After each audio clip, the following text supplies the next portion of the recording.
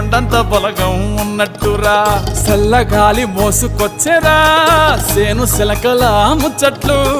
దారి పొడుగు చెట్ల కొమ్మలా రాలుతున్న పూల సప్పట్లు గట్టి మోపులు కాల్వ గట్టులు చెమట సుక్కల్లో తడిసిన ఈ మట్టి గంధాల పల్లెటూరు దీని తీరే అమ్మ తీరు కంగులోన